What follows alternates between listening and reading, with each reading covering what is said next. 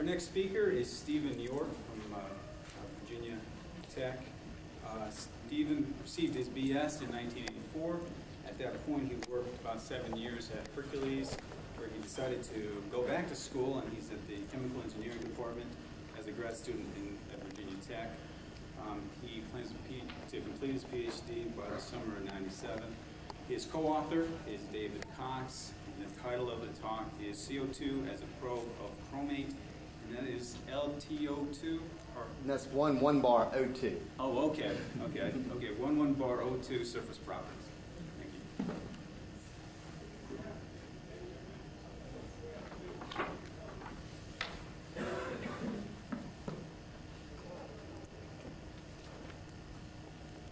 I'm Steve York, and I work for David Cox in the Surface Science Lab at Virginia Tech. We're located in the Chemical Engineering Department. I'd like to talk to you today about some thermal desorption experiments that I did on the 1 bar O2 surface of chromium oxide, Cr2O3. And so these are thermal desorption experiments that were done in ultra-high vacuum. The motivation for this work, chromia is a catalyst used in the manufacture of CFC alternatives, and that was the initial focus of my project, was to do thermal desorption experiments of various halocarbons over the Cr2O3 1 bar O2 surface. As I was doing these daily thermal desorption experiments and associated with my project, would notice every day after I prepared the surface and started to do my experiments, I would run a thermal desorption blank, and I noticed that every time without fail I would get a small CO2 desorption pressure at a high temperature, and that was kind of unusual. So after I wrapped up my work with the halocarbons, I went back and did this set of experiments over the sample surface using CO2. The motivation for using single crystals, of course, is that if you cleave a single crystal along a designated plane, then you can approximate the surface characteristics by the bulk determination. So you have a model of the surface geometry. CO2 is conventionally viewed as an acidic molecule and therefore a probe of basic sites. We saw it do slightly different behavior, and most of all, CO2 has just not been found to interact very strongly with single crystal metal oxides at all. If you look through the literature, there's almost nothing where CO2 has been found to interact with single crystal metal oxides in ultra high vacuum. Within our lab, we've looked at SnO2, Cu2O, and TiO2, and all of them only had very weak surface interactions with CO2.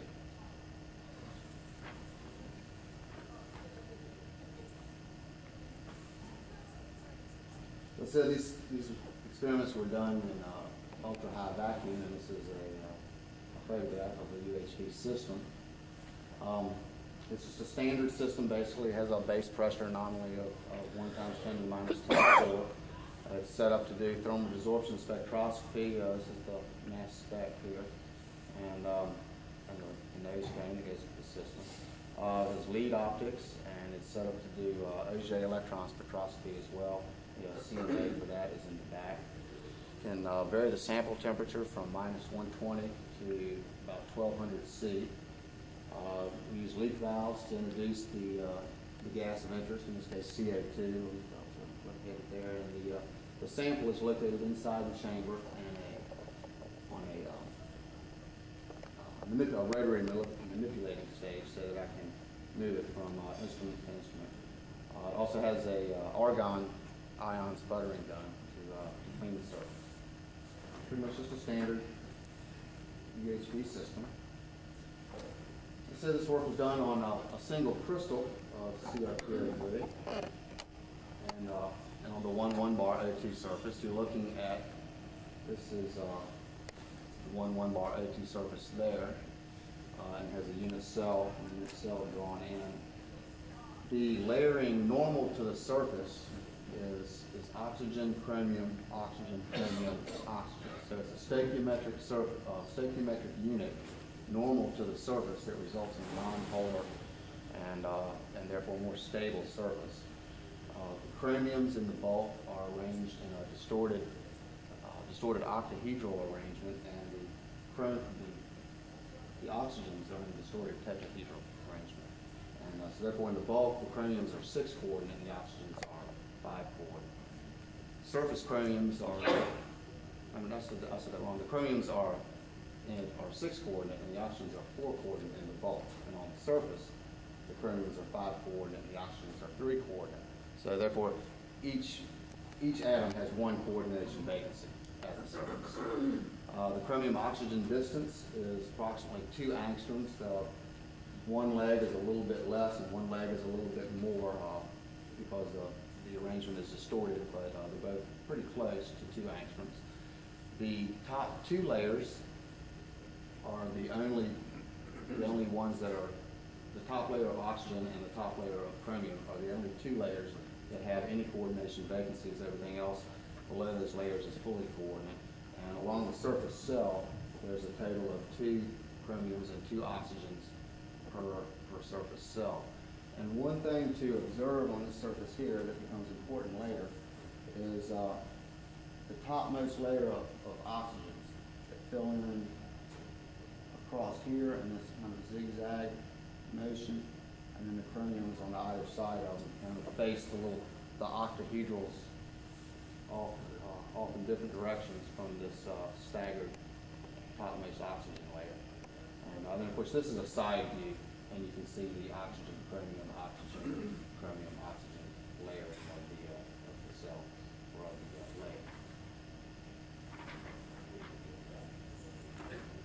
the layer. As part of my normal surface preparation every day, I'll sputter the surface for about 30 minutes. The argon sputter gun, and then anneal it,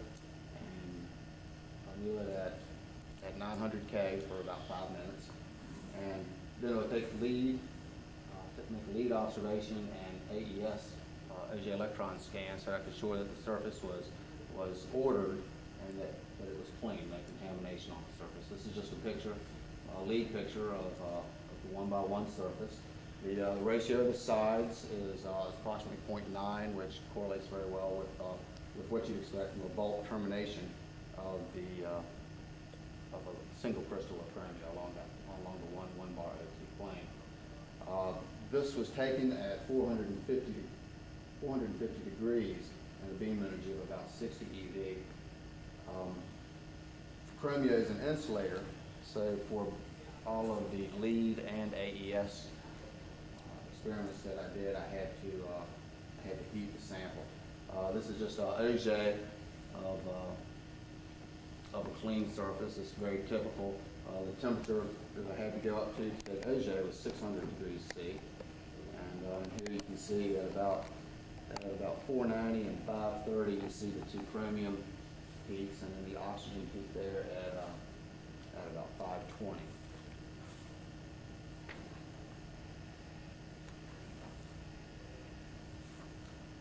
Quick review of the literature concerning CO2 and chromia.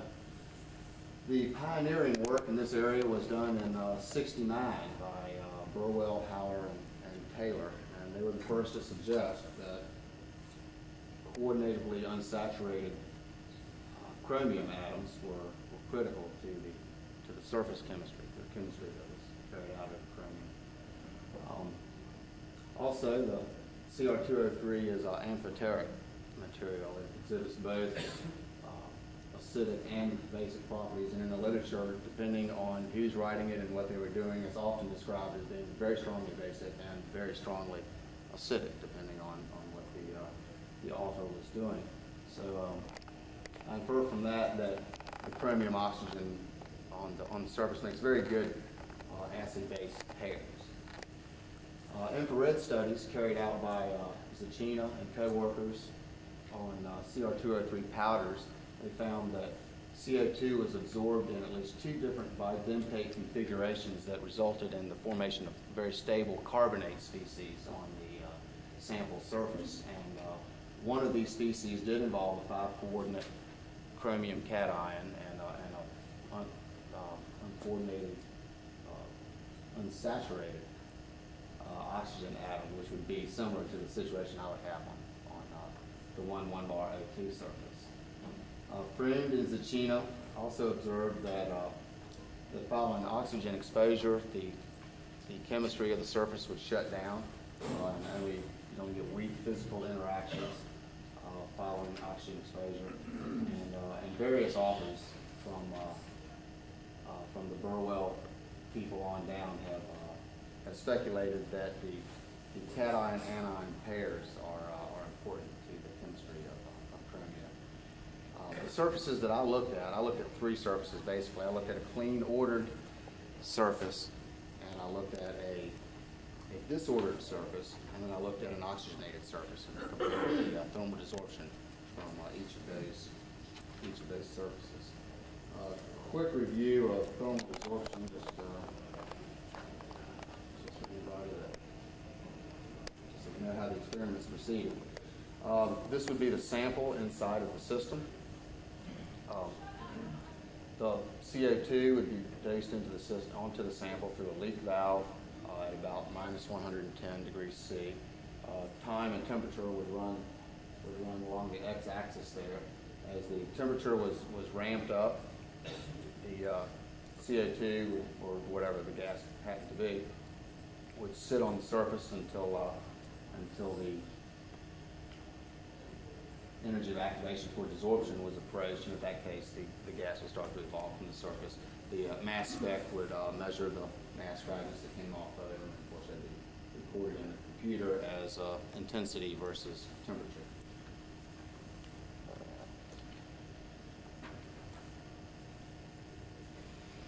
Okay. Well, this is CO2 desorption, a series of doses starting at a 32nd of a Langmuir and going up to half of a Langmuir over an ordered 1,1-bar O2 surface. So I guess the first thing to point out is the hardware feature here.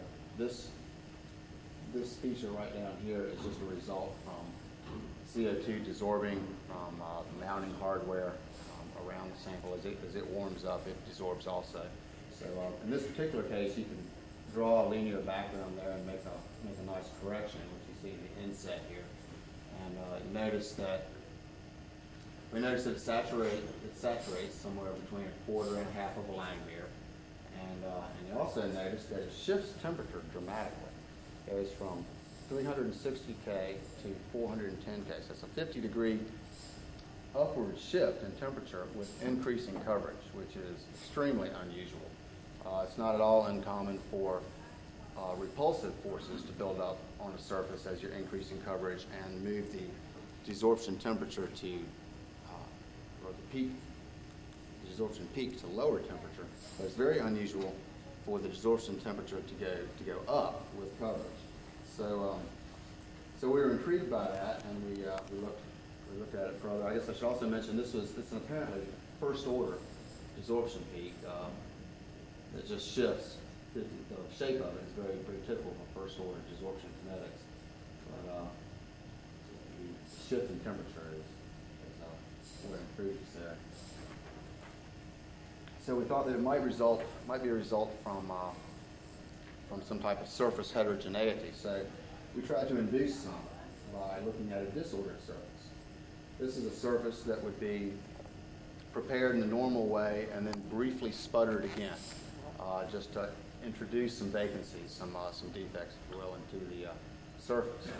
So we did the exact same series, starting with 32nd of a Langmuir and going up to half of a Langmuir.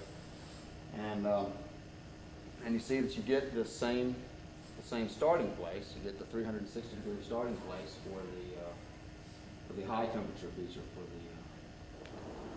In fact, I guess I neglected to mention last time that one I assigned to a bidentate carbonate species that Zacchino and others have referred to in the literature. So as we did this experiment over the disordered surface, we noticed the same peak start, but that it did not shift in temperature. It saturates, it starts at the same place, it saturates at about the same place, but the shift did not occur over the disordered surface. Additionally, we got a new peak at 220 K that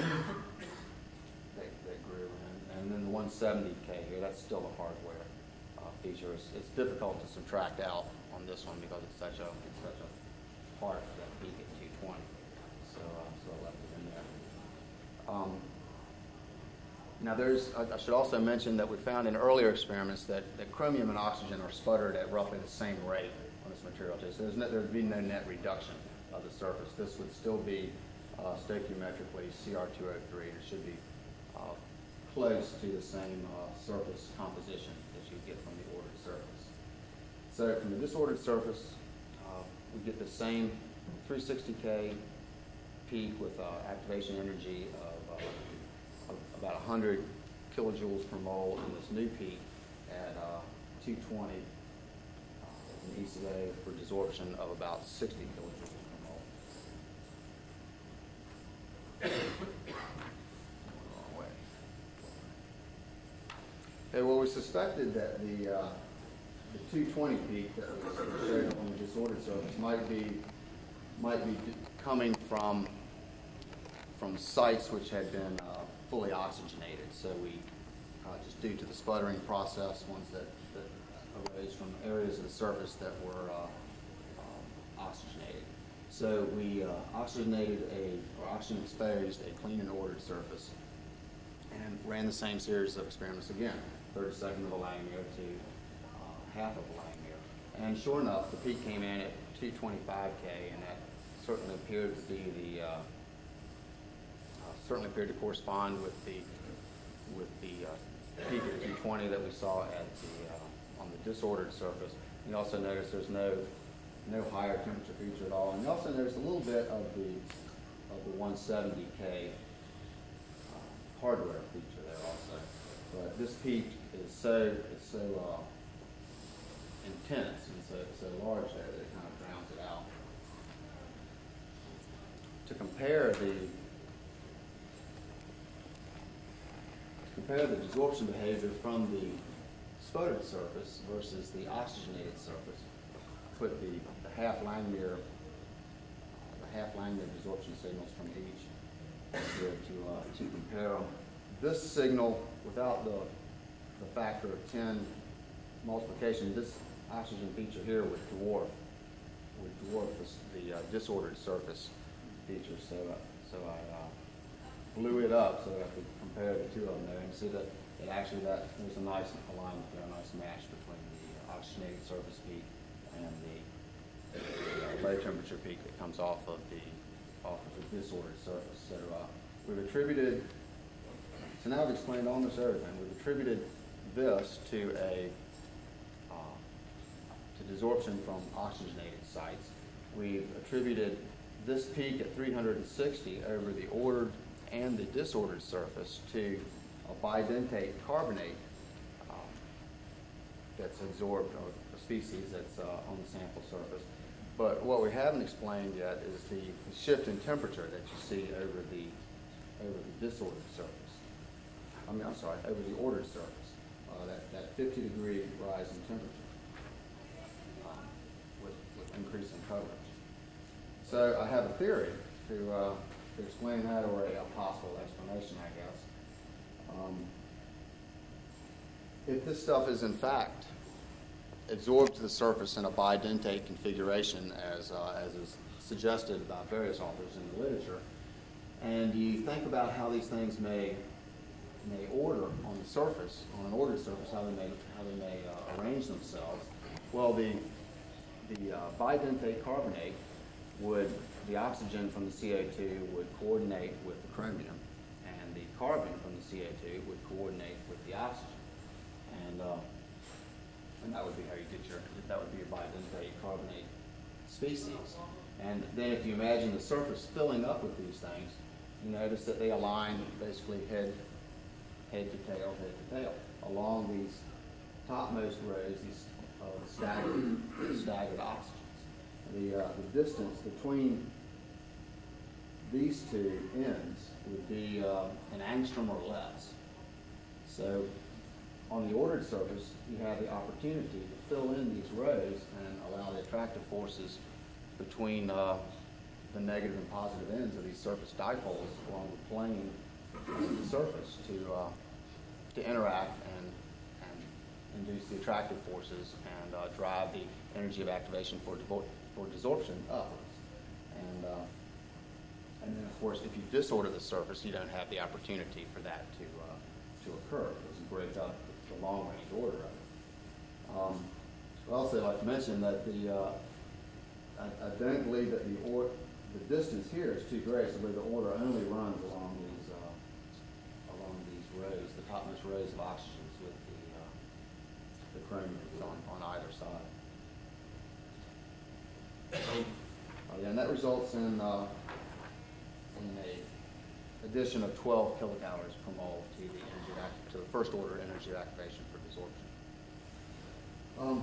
One other observation I made, and I'm hesitant to make any big claims about what this means because it's difficult to assign low temperature desorption features to some specific type of surface site.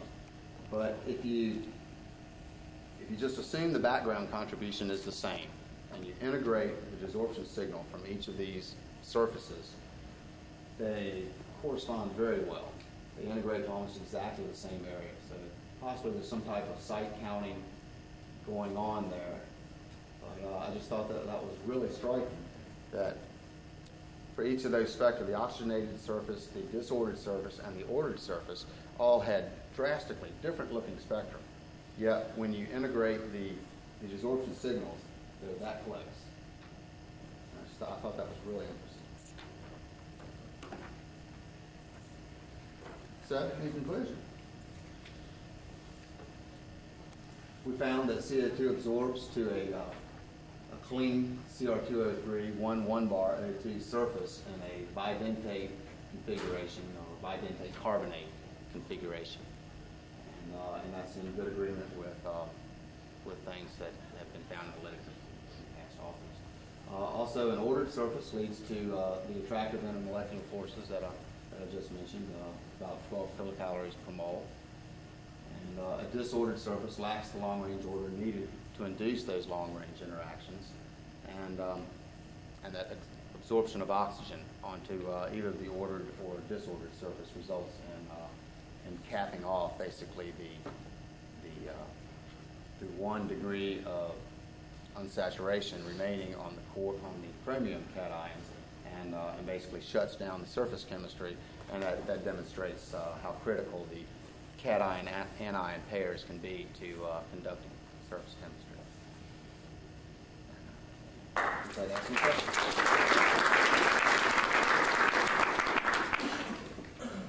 Any questions for Steve? I've got one. If you're looking at that ordered surface, is there another method, say leaf, that would give you a handle on if you are truly seeing that long-range order on that surface? We're going to look at it with IR. I don't know that will. The leaf, if it reconstructs, lead would. I don't know if it reconstructs or not. I would think that would probably be a 1-by-1 arrangement also. So I don't really think the lead pattern would change. We have looked at oxygen absorbed onto the surface, and it still yields a 1-by-1 lead pattern. IR will probably be able to tell whether or not it's bidentate, but I'm not really sure that will yield any information on what's causing that interaction either. But obviously some type of attractive interaction is occurring on the ordered surface. Do you expect IR to see it as it orders to change any type of absorption frequencies then? With IR? Right. Interaction not that strong. Yeah, that may be. You may be able to do it on different, an annealing experiment possibly, where you would maybe anneal it in little bits and see that frequency change.